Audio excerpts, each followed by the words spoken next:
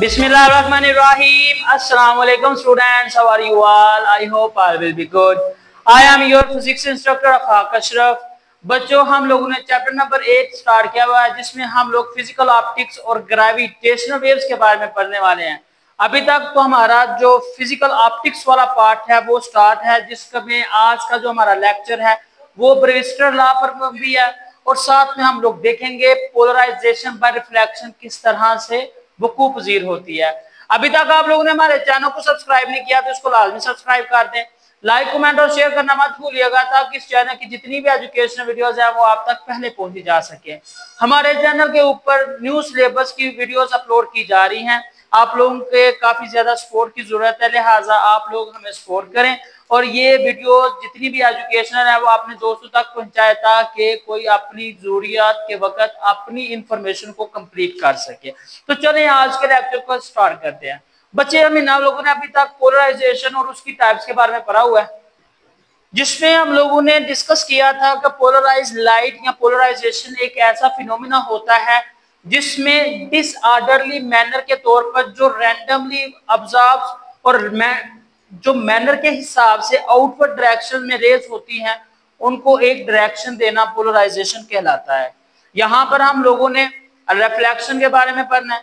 एक साइंटिस्ट था रोमोल्स, ये अब आपके पास ब्रिटिश साइंटिस्ट था जिसने 1809 1808 इन दो सदी में काफी बुक्स के ऊपर 1808 भी है और 1809 भी है, इसलिए मैंने यहाँ पर दोनों डेट्स लिख दी हैं। 1808-9 की दहाई में मोल्स ने क्या किया, मोल्स ने एक फिनोमिना देखा। फिनोमिना में इसमें ये चीज देखी, जब भी किसी चीज के ऊपर लाइट फॉल करती है वो किसी एंगल के साथ वहां से रिफ्लेक्ट भी करती है। इस तरह उसका जो इंसिडेंट एंगल है वो उसके रिफ्लेक्टेड एंगल के इक्वल होगा और वो जो एंगल होगा उसको हम लोग ब्रेविस्टर लॉ भी कहेंगे। ब्रेविस्टर लॉ क्या है वो भी हम लोग डिस्कस करेंगे।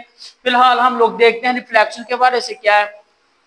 रिफ्लेक्शन में ये होता है कि bounce back totally complete rays or rise, आपके पास जितनी भी रेज हैं लाइट्स हैं वो कंप्लीटली बाउंस बैक हो जाए, वो आपके पास रिफ्लेक्शन कहलाती है।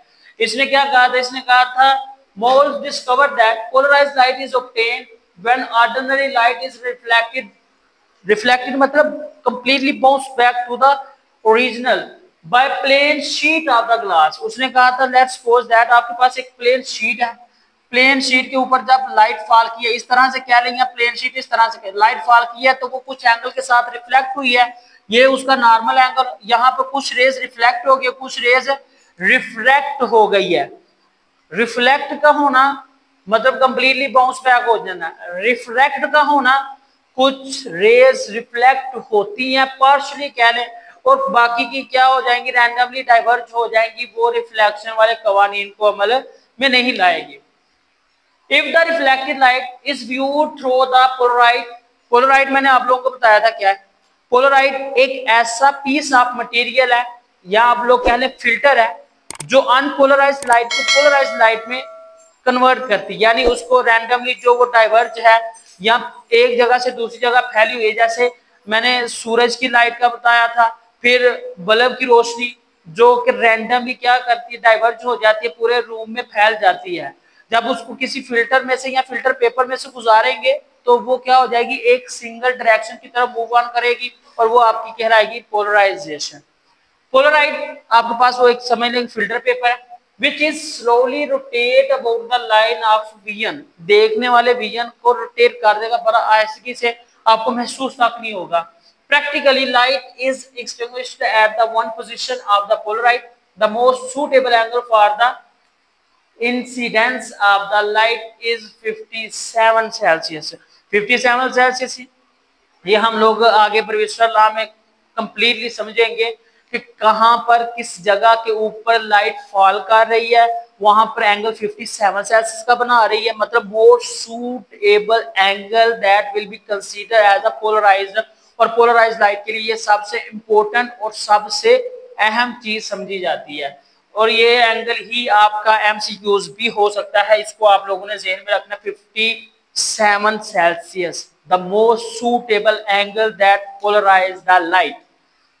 फिर क्या है, which the reflected rays becomes a plane polarise, जिसकी वजह से क्या होगा, एक 57 सेल्सियस के 57 डिग्री के ऊपर एक लाइट फॉल कर रही है, वहां से लाइट जब रिफ्लेक्ट हो जाएगी इस तरह से, तो मजीद जो कन्वर्सेशन होगी उसमें ये अपना एक्यूरेटली सॉल्व हो जाएगा।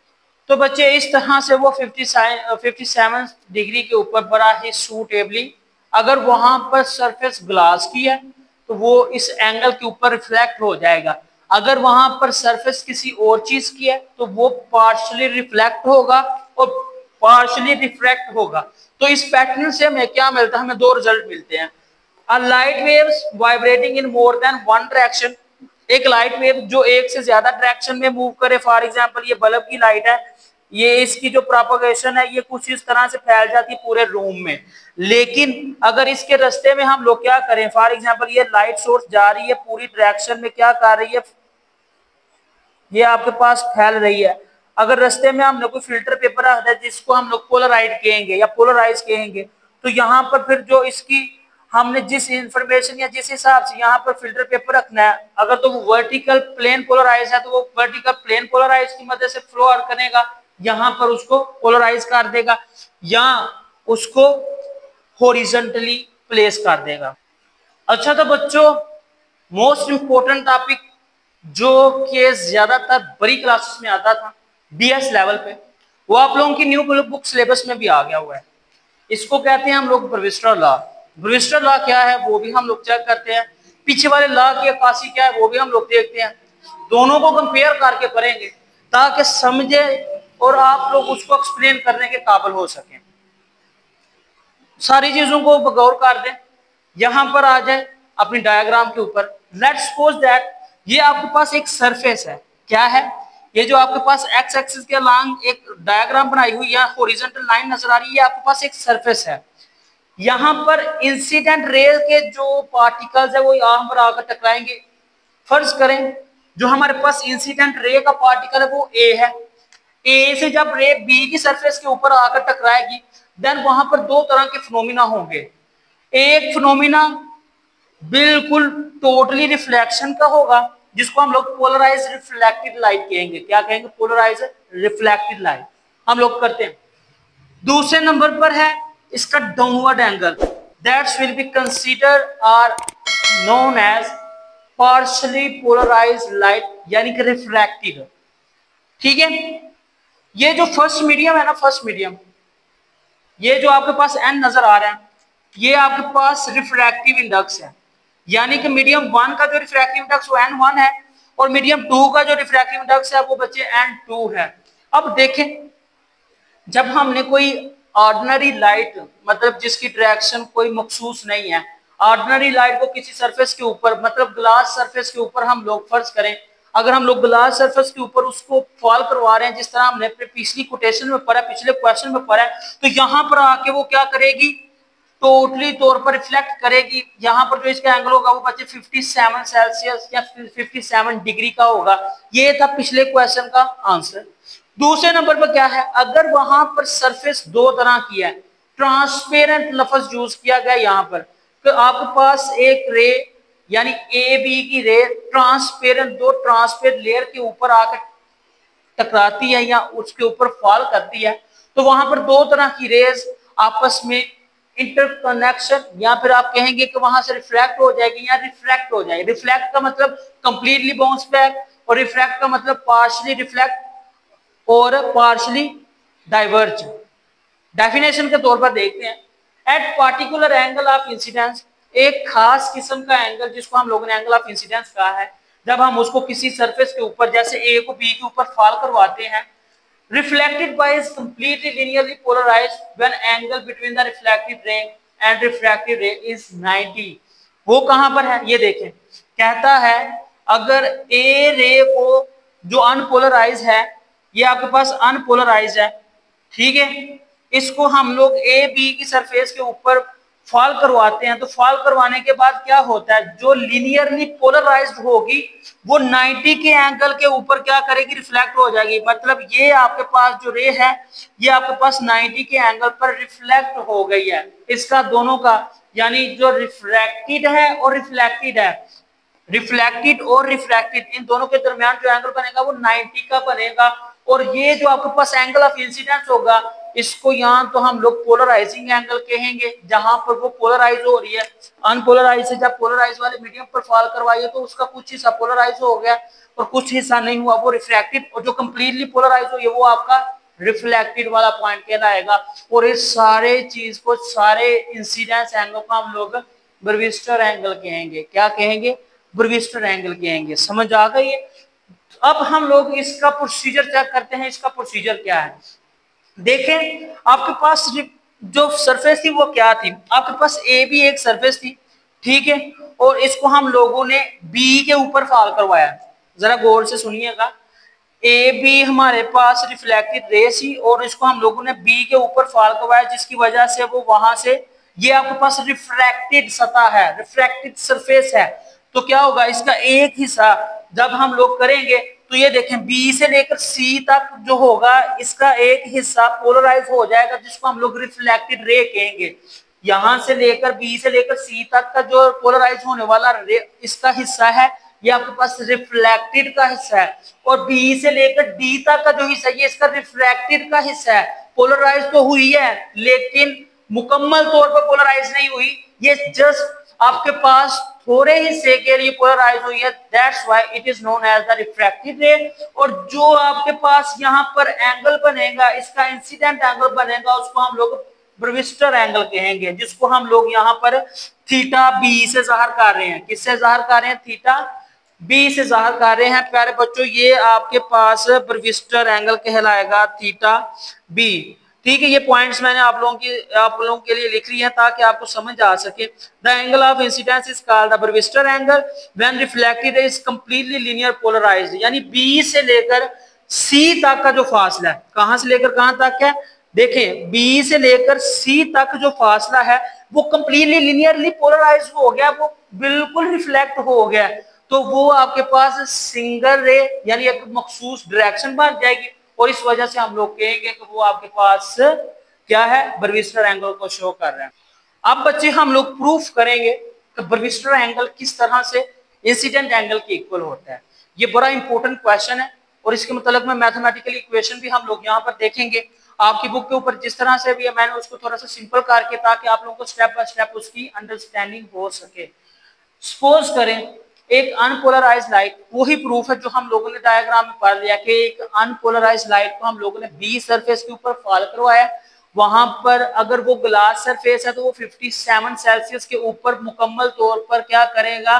पोलराइज हो जाएगा, जो कि ग्लास। अगर सरफेस कोई और है तो वहां पर दो तरह के फिनोमिना होंगे, जिनके मजमूई तौर पर जो एंगल हो गया, अगर वो 90 का होगा तो वो बच्चे आपके पास ब्रेविस्टर एंगल कहलाएगा। कौन कौन सा भला? यानी 45 का एंगल जो होगा वो रिफ्लेक्टेड साइड को होगा और 45 का जो एंगल होगा वो रिफ्रैक्टेड लाइट की तरफ होगा। तो इन दोनों के कॉम्बिनेशन से जो हमारे पास एंगल बनेगा वो क्या बनेगा? वो आपके पास ब्रेविस्टर एंगल बनेगा। लाइट पोलराइज हो जाएगी दो हिस्सों में, जो लीनियरली पोलराइज होगी वो रिफ्लेक्टेड की साइड पे जाएगी, मतलब बी से सी की तरफ, और जो बी से डी की तरफ जाएगी वो आपके पास रिफ्रैक्टेड लाइट कहलाएगी। ये यहाँ पर लिखा हुआ है। फिर मजीद इसके कंपोनेंट्स बना दिए गए हैं। The electric field vectors are resolve into two components. हमने दो कंपोनेंट्स में उसको देखा, किस किस में? रिफ्लेक्टेड और रिफ्रैक्टेड में। One component of the electric field is normal to the plane of incidence. Plane of incidence से बिल्कुल नॉर्मल है, यानी वहां पर हमने जो डॉट की शक्ल में देखी है ना डायग्राम, हम लोगों ने वहां पर ये चीज देखी थी ना। ये देखें, ये आपके पास सरफेस थी, फॉल कर रही है लाइट, ठीक है। उसी हिसाब से कुछ लाइट उसकी रिफ्लेक्ट हो जाएगी मुकम्मल तौर पे और कुछ लाइट उसकी रिफ्लेक्ट हो जाएगी। जिस तरह आप लोगों ने रिफ्लेक्शन पढ़ी थी वो प्रिज्म के पानी वाले में, यानी कि जिस शीशे में, बर्तन में, जार में पानी भरा हुआ था और वहां पर इंडेक्स लाइन फॉल कर रही, यहाँ पर उसका एक नॉर्मल एंगल होगा जिसको हम लोग एन कहेंगे, ठीक है। अगर तो वो ग्लास है तो वो 57 पर मुकम्मल तौर पर रिफ्लेक्ट हो जाएगी, मतलब यहाँ पर वो शो ऑफ करवा देगी। लेकिन यहाँ पर देखिए, यहाँ पर इस तरह से डॉट बना हुआ था, वहां पे इस तरह से डॉट बने हुए हैं, ठीक है ना। इन डॉट्स का मतलब है आपके पास वो इंसिडेंट रे है, मतलब मुख्तलिफ डायरेक्शन को वो फॉलो कर रही है। लेकिन अगर तो वो मुकम्मल तौर पर रिफ्लेक्ट हो गई है तो वो आपके पास इस तरह से, ये आपकी इंसिडेंट रे इस साइड को जा रही है। लेकिन अगर वो रिफ्लेक्टेड हो रही है तो कुछ इस साइड को जाएगी और कुछ वहां पर वो एंगल की शक्ल में नजर आ रही होगी, मतलब वहां पर वो पोलराइज हो रही है। हमने मीडियम इसको N1 कहा था और इसको N2 कहा था। फिर दूसरा पॉइंट कहता है कि one component second component of electric field is parallel to this plane, वो इसके पैरेलल होगा। क्या होगा? इसके पैरेलल होगा, 90 का एंगल होगा और इसको हम लोग एरो से डिनोट करेंगे। इन दोनों की जो मैग्नीट्यूड होगी बच्चे वो दोनों की सेम होगी, इक्वल होगी। मैथमेटिकली इसका थोड़ा सा हिस्सा देखते हैं हम लोग, मैंने आप लोगों के लिए शॉर्ट करके कर दिया हुआ है। मैथमेटिकल हिस्से में हमारे पास क्या आएगा, जिस तरह से हम लोगों ने वो फार्मूला पढ़ा था, शायद आप लोगों को याद हो, alpha plus beta plus gamma is equal to 180 degree, शायद ये आप लोगों को याद हो। यहां पर जो आपकी कन्वर्सेशन वो बिल्कुल उसी तरह से है, alpha plus beta plus gamma. समझ लें कि आपके पास एक एंगल नोन है, ठीक है, ये देख लें सारा सिमिलरली उसी तरह से हमारे पास समय सिमिली कर रहा है, उसी से मुताबिकत रख रहा है। जो आपके पास इंसिडेंट एंगल है उसको हम लोग ब्रेविस्टर एंगल भी कहते हैं। That's why we can conclude it at a theta is equal to theta b, यानी ब्रेविस्टर एंगल के इक्वल है। अब यहाँ पर फार्मूला कौन सा लग रहा है, ये हमारे पास एक एंगल हमारे पास नोन है, यानी फर्ज करें हमारे पास अल्फा नोन नहीं है, बीटा नोन है, गैमा हमारे पास नोन नहीं है, तो यहाँ पर क्या है 180, ये उस साइड पर क्या तो क्या बना, ये बन जाएगा alpha plus gamma is equal to 180 minus 90, ये बन जाएगा alpha plus gamma is equal to 90 degree. Okay हो गया। मजीद इसको सॉल्व करेंगे तो यहाँ पर हम लोग अल्फा की वैल्यू निकालेंगे 90 माइनस गैमा, ये चीज हुई है यहाँ पर देखें बिल्कुल ऐसे ही हुआ है, ठीक है। हमारे पास थीटा किसके बराबर आ गया, 90 माइनस थीटा गैमा। अब हमने क्या कहा हुआ है, जो इंसिडेंट एंगल है वो ब्रेविस्टर एंगल के इक्वल है, तो ये आपके पास इंसिडेंट एंगल है, तो इसको मैं किसके इक्वल करूंगा, इसको मैं ब्रेविस्टर एंगल के इक्वल कर दूंगा ना, तो ये मेरे पास क्या बन जाएगा, ये हमारे पास बन जाएगा Brewster angle is equal to 90 minus theta gamma. वैसे का वैसे हमने वैल्यू निकालनी थी थीटा गैमा की, चलो निकालते हैं। ये थीटा गैमा एक साइड पर 90 माइनस ब्रेविस्टर एंगल वो एक साइड पर। हमने स्नेल्स लॉ क्या पढ़ा था, हमने स्नेल्स लॉ पढ़ा था C is equal to N2 over N1। अब हमने उसको इस शक्ल में देखना है। अगर मैग्नीट्यूड के हिसाब से देखा जाए तो ये क्या है, ये आपके पास आ जाएगा N1 sine theta Brewster angle यानी इंसिडेंट वन वाला, और दूसरे नंबर पर आपके पास क्या है, इसका सेकंड वाला एंगल है ब्रेविस्टर एंगल गैमा। फिर क्या हो जाएगा, इसमें हमारे पास ये देखें इस तस्वीर में हमारे पास ये एंगल कुछ इस तरह से दिखाया गया है, तो वो देखें मैंने जिसको हाईलाइट किया हुआ कि ये आपका इंसिडेंट एंगल ब्रेविस्टर एंगल है और इस हिसाब से यहाँ पर ये शो अप कर रहा है। फिर क्या है, हम लोग इस स्नेल्स का लॉ यहाँ पर यूज करेंगे, स्नेल्स का लॉ हम लोग यूज करेंगे तो हमारे पास जो वैल्यू आएगी वो क्या आ जाएगी, वो हमारे पास कुछ इस तरह से कंबाइन हो जाएगी। स्नेल्स लॉ है हमारा N1 sin theta b is equal to N2 sin theta are.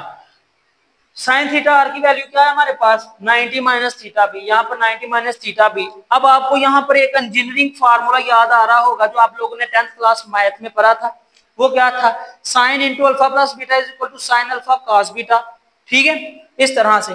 तो यहाँ पर ये साइन माइनस में, तो ये आ जाएगा आपका साइन, अगर इस तरह से अल्फा माइनस बीटा तो ये आ जाता है sign alpha cos beta minus cos alpha sign beta के।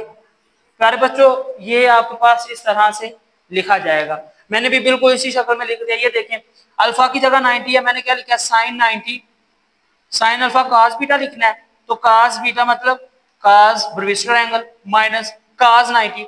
अब प्यारे बच्चों आपको पता है ये जो साइन 90 होता है ये 1 के इक्वल होता है, 1 इससे मल्टीप्लाई होगा तो ये कॉस बीटा ही रह जाएगा। अब कॉस 90 0 के बराबर होता है तो ये सारे का सारा फैक्टर 0 हो जाएगा। देन आपके पास जो वैल्यू बचेगी वो बचेगी लेफ्ट हैंड साइड में था n sin theta Brewster angle is equal to n2 cos theta Brewster angle. इन दोनों के एंगल सेम है, यहाँ पर इसको वैल्यूएट करें, n2 को इधर रहने दे, n1 को उधर ले जाए, तो ये बन जाएगा sin थीटा भी ओवर cos थीटा भी। और आप लोगों को पता है ट्रिग्नोमेट्रिक फंक्शन में ये आप लोग चीज पढ़ चुके हुए हैं, तो sin theta over cos theta किसके बराबर है, tan थीटा भी is equal to n2 over n1, that will be the known as the Brewster angle, you will find it clearly।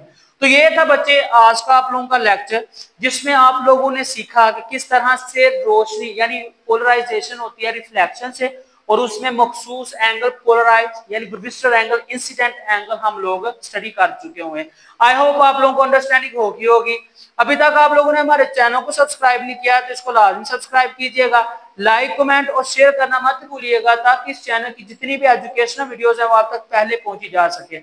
मुझे नहीं इजाजत, इंशाल्लाह नेक्स्ट लेक्चर में हम लोग मजीद इसके एस्पेक्ट्स के ऊपर, पहलू पर गुफ्तगू करेंगे। तब तक के लिए अल्लाह हाफिज।